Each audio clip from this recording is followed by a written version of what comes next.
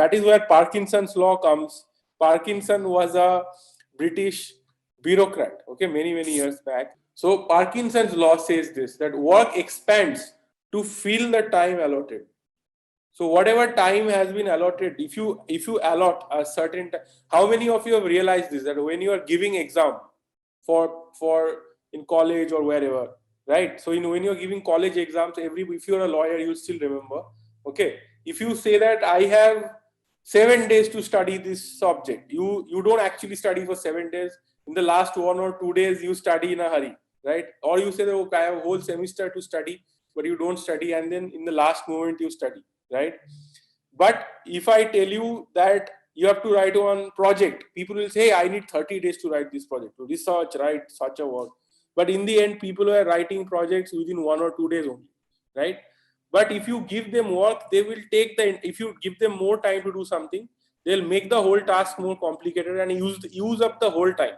On the other hand, if you give people very less time to do something, okay, for example, drafting a petition, okay, if you, especially people who are new, right, if you give them ask them to draft a petition, you give them 15 days. For 15 days, they'll work on that petition and take forever to draft that one petition.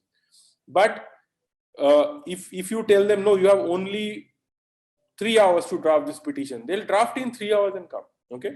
So, but what will happen is that they'll not make it so complex, they'll make their own task simple. So work expands to fill the time that has been allotted, and this is a very big problem. It's a real thing.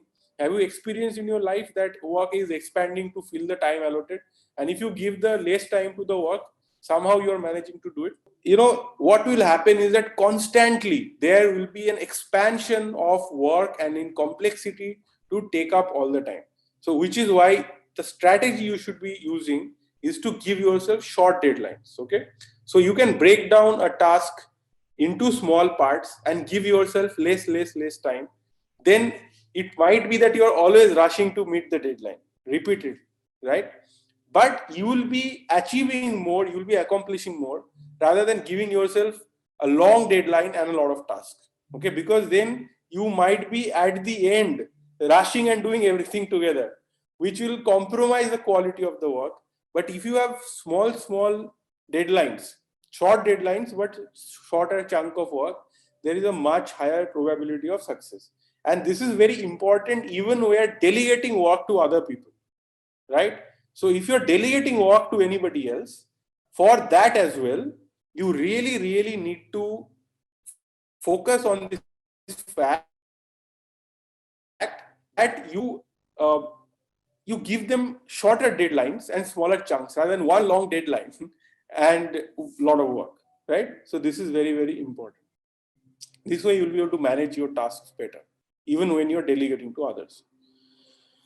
Another thing is that do not make complicated plans, find a simple path. And when you are young and you are inexperienced, okay, you will romanticize planning. What you will do is that you will take, like, you know, color pens, and you will make, you know, I don't know, like, you know, notice board, like, you know, write on black boards and make detailed plans and everything, which you will end up not following.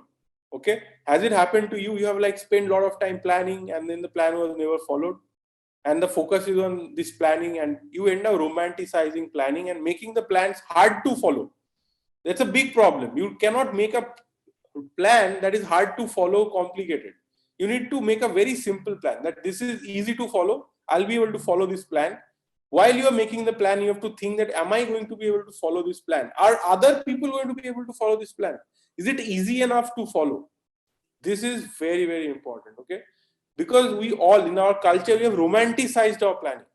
Okay, we have romanticized that, you know, we need to make a very detailed plan, this, that, use this app, that many to-do list here, there, alarm, calendar, and we complicate things, okay? So this you have to be very careful of not romanticizing planning, but making plans simple and easy to follow. And then you have to have daily rituals to remember what is important at the moment. Because it will happen that, you know, half the time we are doing things which we don't need to do. Okay. Another very important law, Pareto principle, right? I'm going to tell you again about Pareto principle. I myself in my life had a breakthrough when I started following Pareto principle. Okay. for a long time. When I went to college, I went to 𝗎𝑢𝗀. I was one of the toppers in the national admission test. I joined 𝗎𝑢𝗀.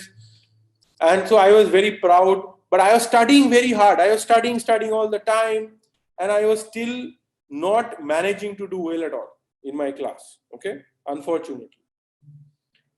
And this was a huge problem, that I was struggling to, I was working hard and still the results I wanted to produce were not coming forth.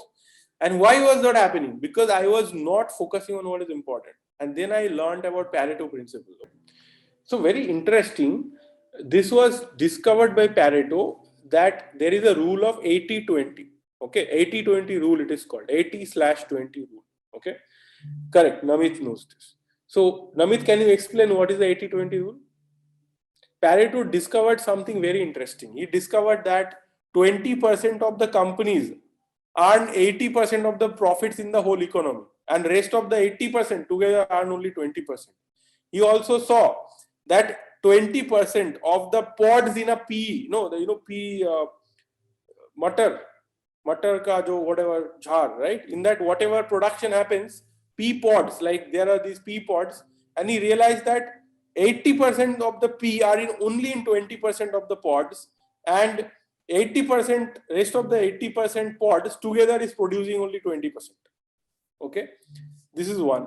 Then many other things he saw, and when you apply the Pareto principle to your work, and if you go back and check in your life, you'll realize that only 20% of the effort that you are putting in is producing 80% of the results. Okay, sometimes it can be even more, that 5% of the effort you are putting in is producing 95% of the results. All the other effort is wasted. Wasted nahi hai, matlab it is producing 20% result, right? 20% result producing 80%. 20% of result coming from only 80%, right?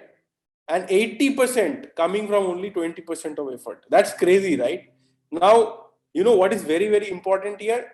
Once you know this, you realize that you can focus on the 20% work that you are doing, that is the important work, and the other 80% is not important, right? The 20% work that is producing 80% of the result, that is where you need to focus and you need to cut. So instead of doing the other 80% work, focus on just this 20% and do this work, identify what is this 20% and do more and more of it.